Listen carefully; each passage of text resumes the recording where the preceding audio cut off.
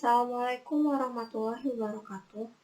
Yang terhormat kepada Bapak Woni Ahmad Ridwan MM, selaku dosen pembimbing, kepada moderator, pembahas, serta teman-teman yang mengikuti seminar tugas akhir saya. Perkenalkan, nama saya Mizla Tifausli, NIM J3E117062. Pada kesempatan kali ini saya akan mempresentasikan tugas akhir saya yang berjudul Audit atas Aset Tetap pada PT MPA oleh KP Kumala Hadi Kuncara Sugeng Pamuji atau KKSP dan rekan cabang Jakarta.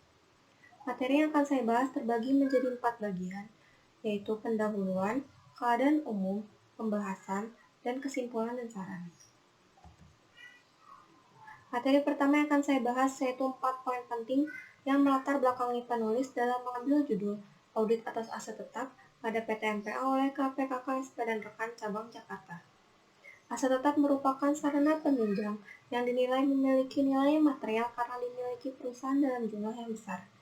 Karena memiliki nilai material, pengakuan aset tetap harus dilakukan secara tepat agar terhindar dari salah saji material.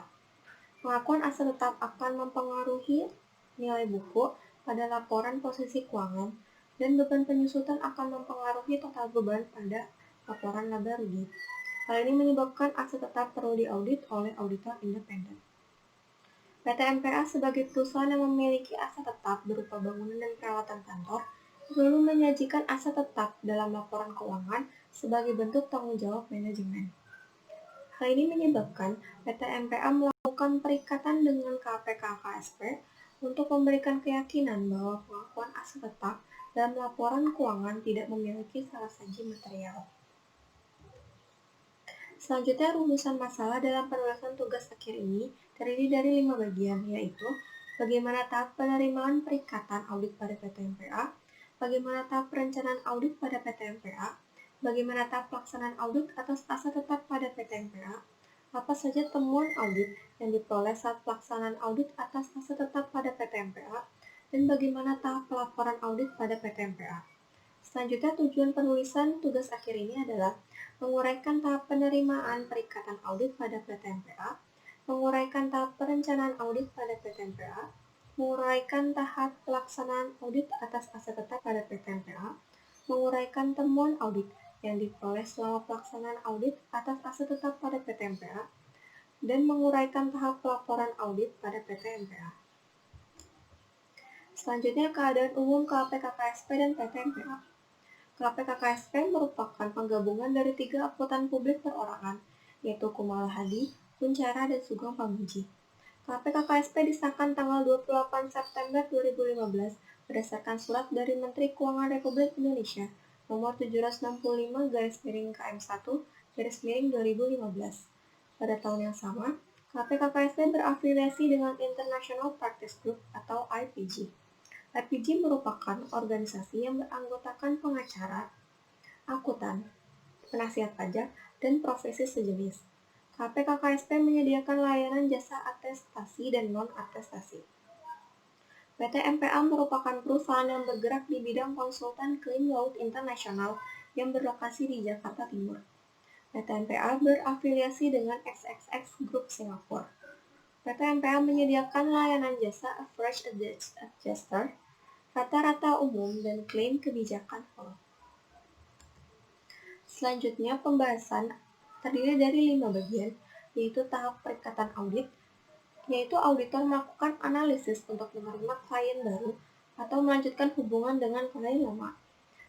Tahap perencanaan audit, pada tahapan ini, auditor membuat perencanaan agar dapat menyelesaikan pekerjaan audit secara efektif dan efisien.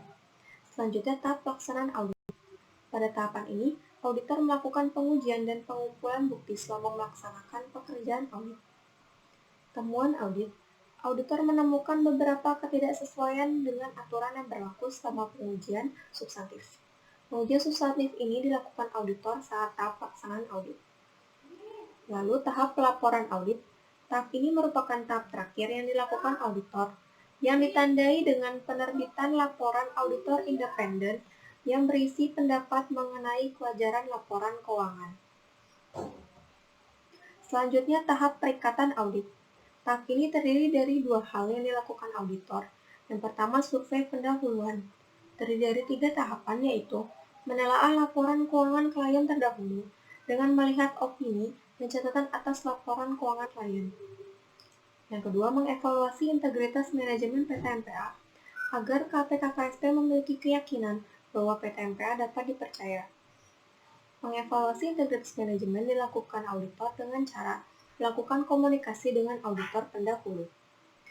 Selanjutnya, mengevaluasi kompetensi, ketersediaan waktu, dan independensi personil KPKKSP. Hal ini dilakukan agar tim KPKKSP melakukan audit dengan PT MPA dipastikan tidak memiliki hubungan apapun dengan PT MPA. Tahap kedua yaitu membuat surat perikatan audit. Surat perikatan audit merupakan ketentuan biaya dan ketentuan audit yang diperlukan KPKKSP selama mengaudit di PT MPA. Surat perikatan audit juga sebagai bukti perikatan audit antara KPKKSP dan PT MPA. Surat perikatan audit ditandatangani oleh Managing Partner KPKKSP dan Direktur PT MPA.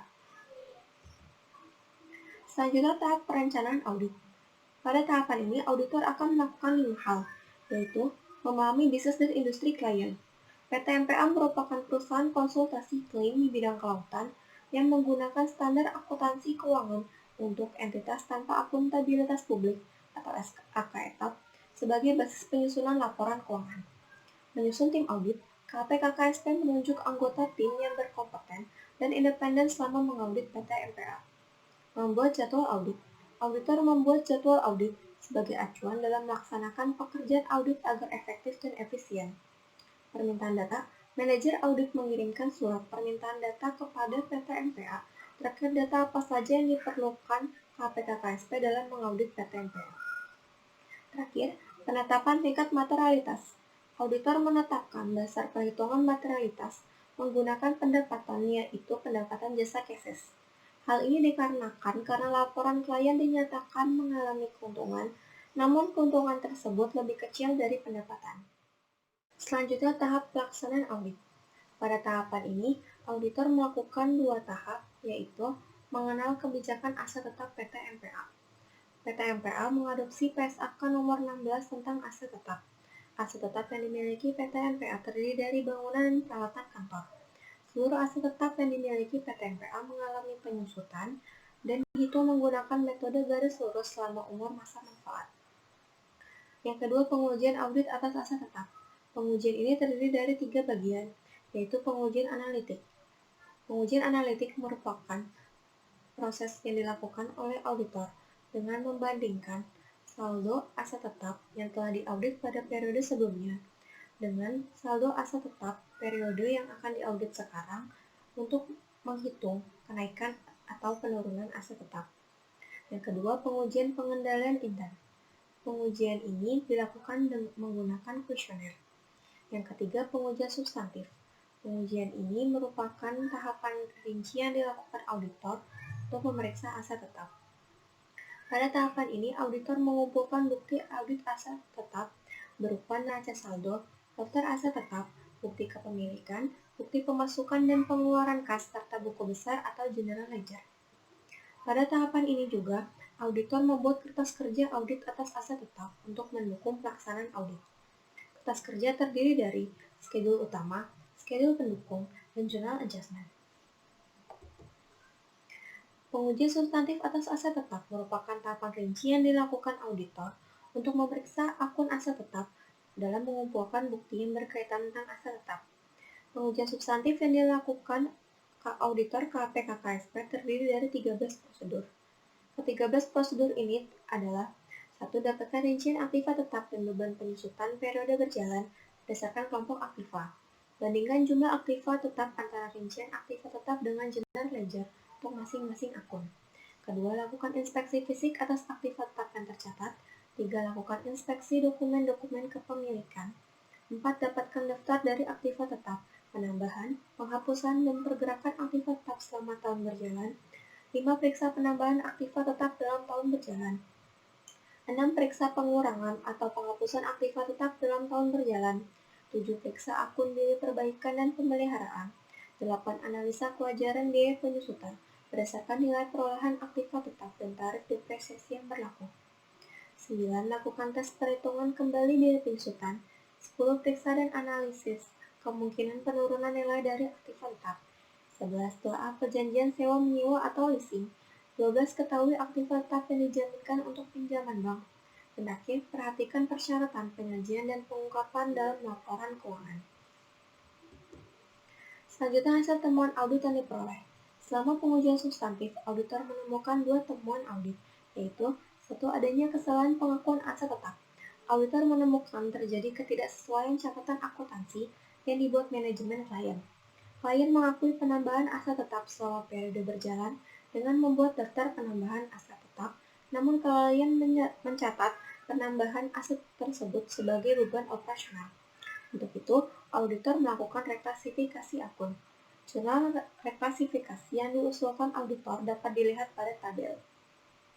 Yang kedua, pembebanan penyusutan aset tetap yang belum dilakukan selama periode berjalan. Auditor menemukan bahwa PT MPA belum melakukan perhitungan terhadap beban penyusutan terhadap aset tetapnya selama periode tahun 2019. Berdasarkan kesepakatan antara auditor KPKKSP dengan PT MPA, auditor akan melakukan uji perhitungan biaya penyusutan dan perhitungan diakui sebagai penyesuaian akibat kelalaian manajemen. Jurnal penyesuaian yang diusulkan auditor dapat dilihat pada tabel. Selanjutnya, tahap laporan audit. Tahap laporan audit terdiri dari 4 tahap. Yang pertama, auditor senior mengevaluasi perhitungan dan bukti yang didapat auditor. Yang kedua, auditor membuat draft laporan auditor independen yang kemudian direview partner KPKKSP dan manajemen PT MPA. Yang ketiga, auditor membuat manajemen letter dan representation letter. Terakhir, auditor menerbitkan laporan auditor independen yang berisi pendapat auditor mengenai kewajaran laporan keuangan klien. Selanjutnya, kesimpulan. Dalam pembahasan kali ini, terdapat 5 kesimpulan yang dapat diambil, yaitu 1. Perikatan audit antara KPKKSP dengan PT MPA merupakan perikatan berulang tahun ketiga. Tahap perikatan audit dilakukan dengan melakukan survei pendahuluan dan membuat surat perikatan. Yang kedua, tahap perencanaan audit dilakukan auditor untuk merencanakan seluruh kegiatan selama mengaudit PT MPA. Auditor memahami bisnis klien, menyusun tim audit, membuat jadwal audit, melakukan permintaan data dan penetapan tingkat materialitas. Yang ketiga, tahap pelaksanaan audit dilakukan auditor dengan mempelajari kebijakan aset tetap pada PT MPA terlebih dahulu. Pelaksanaan audit atas aset tetap dilakukan dengan 3 pengujian, yaitu pengujian analitik, pengujian pengendalian intern, dan pengujian substantif.